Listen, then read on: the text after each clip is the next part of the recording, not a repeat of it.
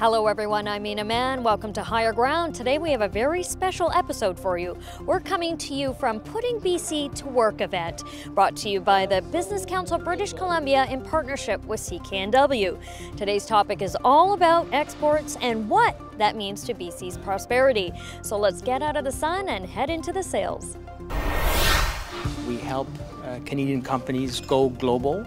And we do that through financial intermediation. So companies need kind of loans, they need insurance to make sure they're going to get paid or to make sure they actually have enough money to engage internationally.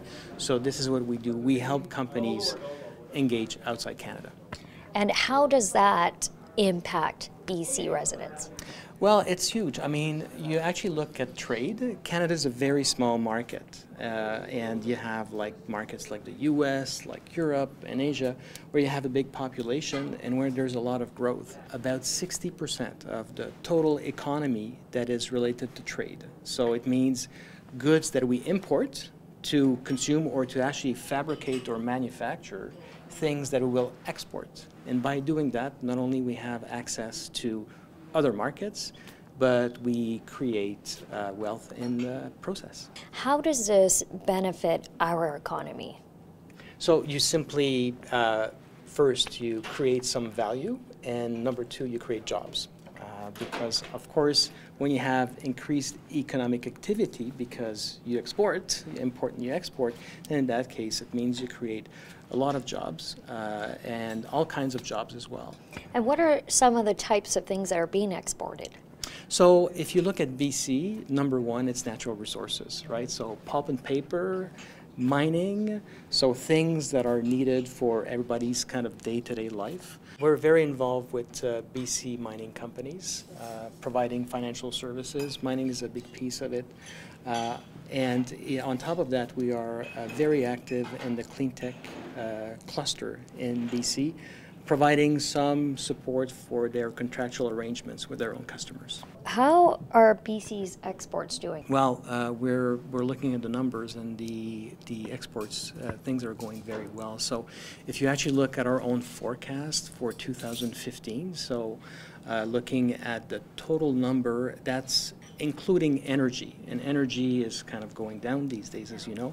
It is roughly an increase of 5% in total exports from BC. And if you actually remove the energy impact, it's 9%, which is very good, very positive. Compared to all the rest of Canada, where does BC rank as far as exporting?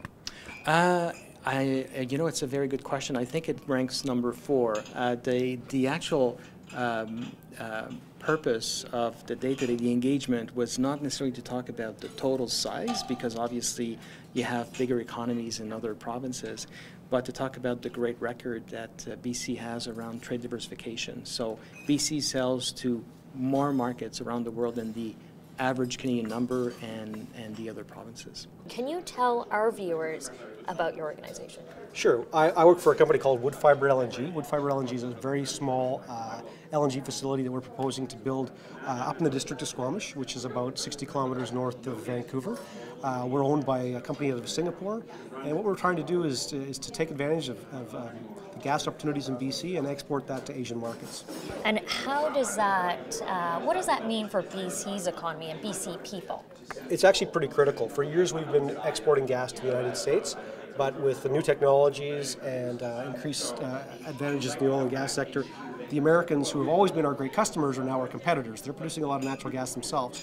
So we have this natural gas that we normally would have sold, that frankly I would argue we're actually balancing our budget on. Those royalties and those lease fees are actually what's keeping our books in the black as a province. If we don't sell to the Americans, we have no place to sell unless we diversify our markets. So let's get that gas to people who can use it, like Japan, like China, like Korea, a lot of the emerging markets in Southeast Asia. And that's it for Higher Ground this week. Make sure to visit our website at resourceworks.com, sign up for our e-newsletter, and don't forget to like us on Facebook and follow us on Twitter. For ResourceWorks, I'm Ina Man. Thanks for watching.